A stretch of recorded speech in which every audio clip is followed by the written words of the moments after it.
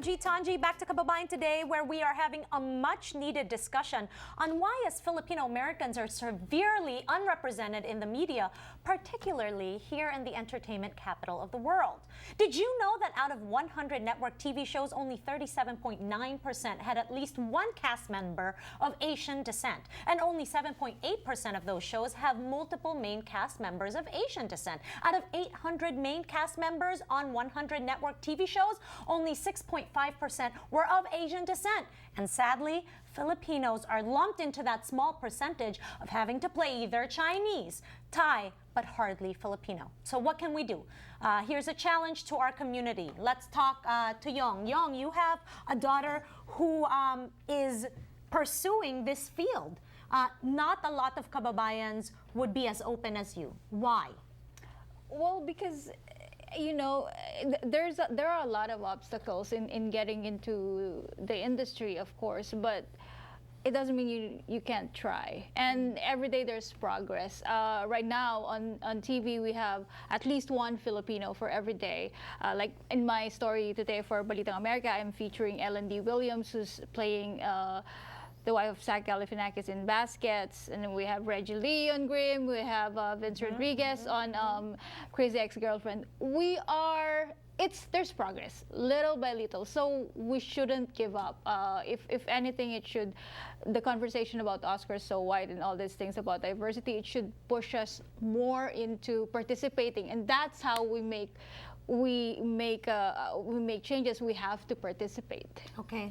Francis. Yeah, I mean, let's support the creative initiatives of our children, or our new generation. Whether it's going to be writers who's going to be writing stories about their grandparents, our grandparents, as filmmakers, as directors, as producers, as actors. I think that's the best way we can do it as a community as well. And that it's not just about being an engineer, being a nurse. That being in the arts and entertainment is actually a viable career. And I'm glad you mentioned the West Covina show based there with Crazy Ex-Girlfriend and things like that. That supporting I forgot his name, but the writer who did the Thanksgiving episode, right? And so I tweeted him and he responded. There you go. Right? That's so cool. I mean, just there's things, and sometimes we don't know certain people in our community, but like, wow, there's that one person, and we need to connect with them and actually create this network of support. AJ Coloma is doing the editing for Legends of Tomorrow and Mr. Robot, which won a lot of awards recently. Yes, okay.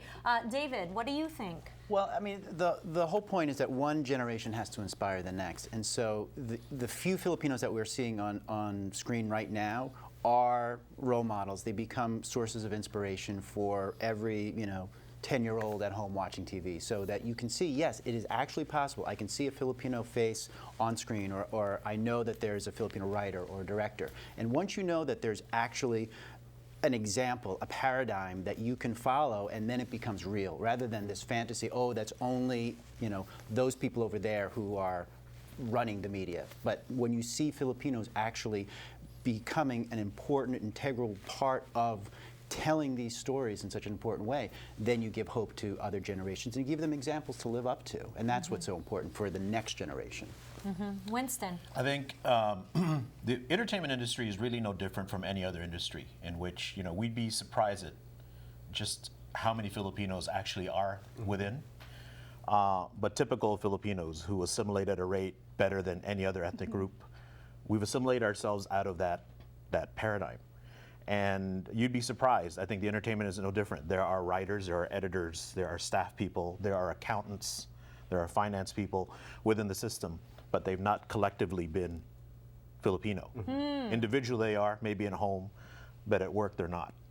This has to change, and this has to change because we have to believe that our stories are just as wonderful as the stories that we now see, that we pay $15, at the theater to watch, or however much we spend on Netflix.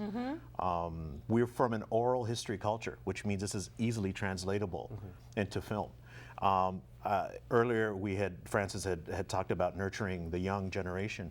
The challenge I put forth is for that young generation to not be consumers, right?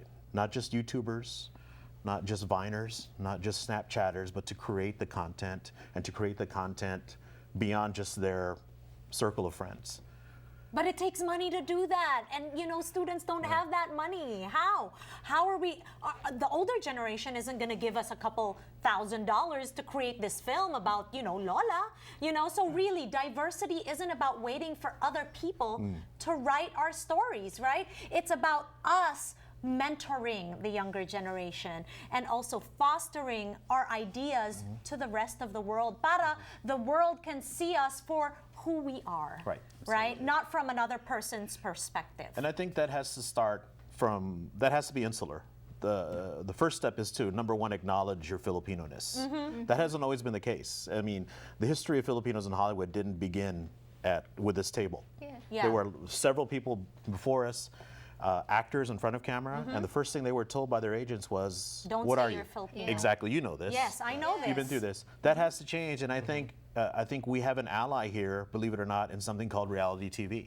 Yeah. Yeah. Which has whetted the appetites for America into getting used to a Filipino face, and a Filipino face that has talent and speaks without an accent generally. And I think that has led in no small part to Filipinos being cast in roles that ordinarily wouldn't be Filipino specific. That's right. We're having a great conversation here on Kababayan Today. Join us when we return, all right? We're going to be giving you predictions for the Academy Awards, the 88th Academy Awards. We'll be right back.